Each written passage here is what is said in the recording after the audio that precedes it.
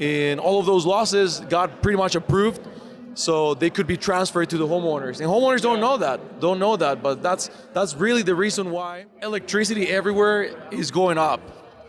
For example, Dallas, well, Texas as a whole, it went up 200% in just 18 months, 200%. So a little increase on the interest rate is not a huge deal in comparison to 200% increase on energy rates.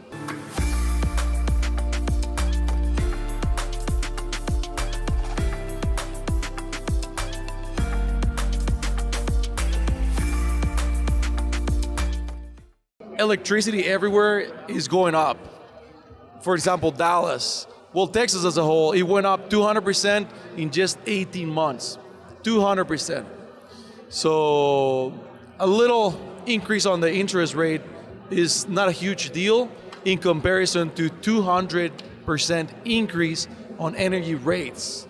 So it's actually not that bad. That's incredible, and you're right.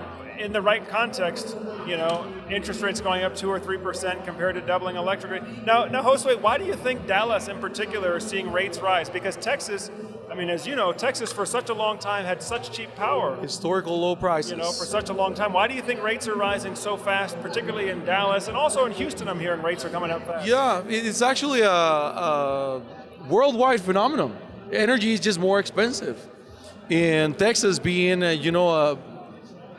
the economics in Texas revolve around energy, oil, gas, and by the current scenario, it's what's driving the cost. And also the snowstorm, the apocalypse we had in Texas, February 2021, that really caused millionaire losses on the electric companies, and ERCOT approved all of those losses to be transferred to the homeowners. So those two elements, global energy prices going up, plus the really bad snowstorm. We had, several people dying even. We were not prepared, to have a bad winter storm, and it happened, and all of those losses got pretty much approved, so they could be transferred to the homeowners. And homeowners don't know that, but that's really the reason why. And I don't see energy going down anytime soon. Actually, it's going to keep going up and up. Yeah. No, you're right, because every time the politicians get on, they talk about, we're going to upgrade the grid, we're going to harden the grid so this never happens again. Every time they do that, the cost of all of that gets passed on in the form of higher rates. So eventually, the people that are buying the electricity, eventually they end up paying for all that in a higher price. So it's all connected. Now, we touched on something a little bit earlier. We're dealing with higher interest rates, which means that if you're financing a project, you're going to pay a higher monthly payment and more interest over the lifetime. The other thing that we're dealing with, and we're going to touch on some things that I know a lot of people think, well, we don't really supposed to talk about that in solar, but we need to talk about this, because if you want to be successful in this environment, we need to acknowledge what's going on, what's changing. The other thing that's changing is that solar finance companies, in many cases, are no longer giving a cash advance against those loans to the installer, which means that now the installer in many cases, and I'd love to hear your perspective on this, but that means now the installer in many cases has to figure out how you can pay for those permits, how you can buy those materials, how you can do that upfront on your own before you get paid on the back end after all the work is complete. So what would you say about that? Joe, that is a great question. I was pretty much forced to create SunStar Solutions. I just couldn't find a responsive EPC to the level of service that I wanted it to be. And one of the things I recognized very soon was M1s was a big problem. I talked to several solar business owners that went under, and I asked them, hey, what was one of the issues, that really caused you going under? And they said, we had a massive debt on M1s that we paid dealers, salespeople, and they would take those deals, put them somewhere else, or the customers would just cancel, and you lost that money. And in many times there is no way to recover it in a timely manner. So what we decided, we literally told our banks, please don't give us any advancements. So since the beginning, since SunStar Solutions was born, we didn't take any money, not a penny, from the financiers. we never got advancements, and we were able to explain effectively to all the dealers and to our inside sales team, hey guys, this is the reason why we're not going to give advancements. However, we're going to try to do our best to install as quick as we can, right? And of course, you want that to be, the case for every single system, which is not the case sometimes. But if you do things right, you're going to have pretty quick installs, and you're going to be able to, pay everybody on time. And they understood. They really understood. And they said, all right, as long as you're doing, your job and installing in a timely manner, we're good.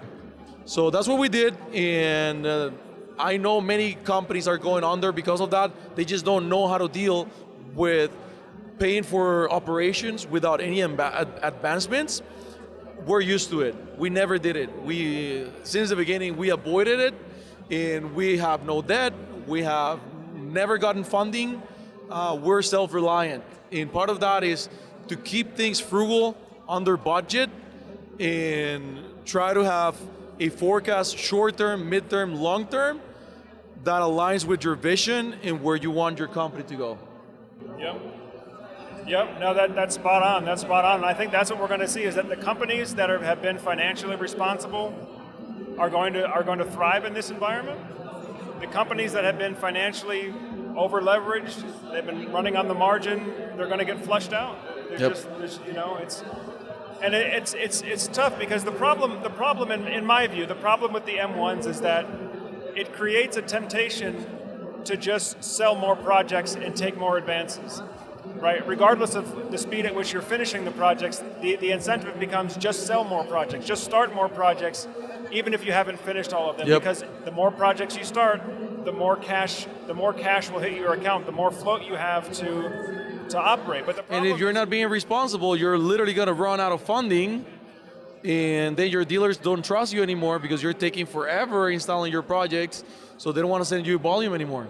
Right. So by actually withdrawing or withholding those M1s, it focuses everybody's alignment on get the job done as fast as possible. Yep. It's no longer about, how many deposits. It's a necessity now. It's about how many jobs can I complete, right? And then I think that long term, that's going to put you in a much stronger position. 1,000%.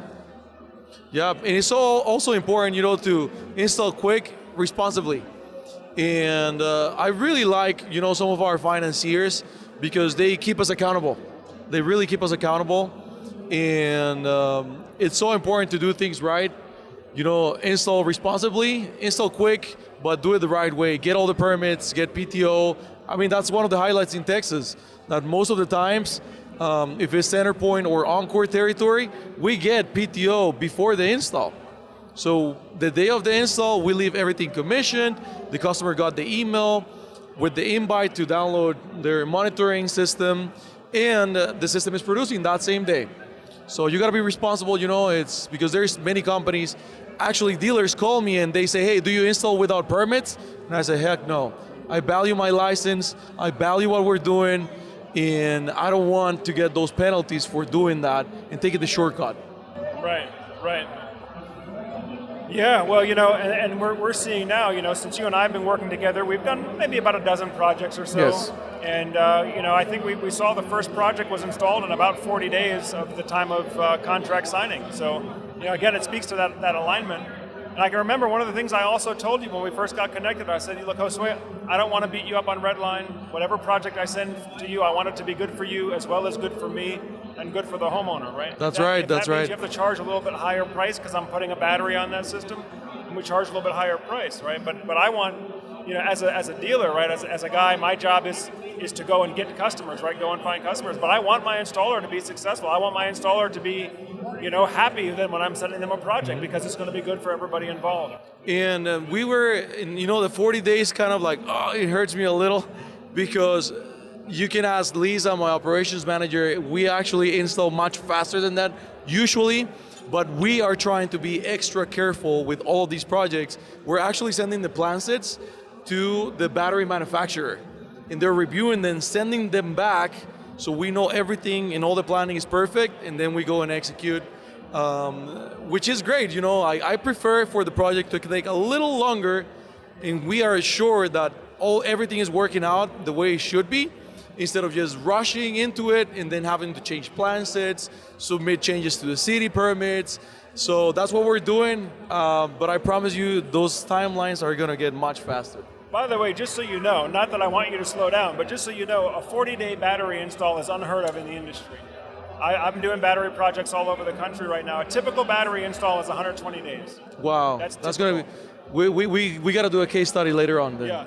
Hey, if you enjoyed this interview and you want to watch the full-length version, be sure to visit the new Solar Surge podcast channel, where we're going to be talking to most of the top brands and top companies within the solar space to make sure that you have the most up-to-date industry information.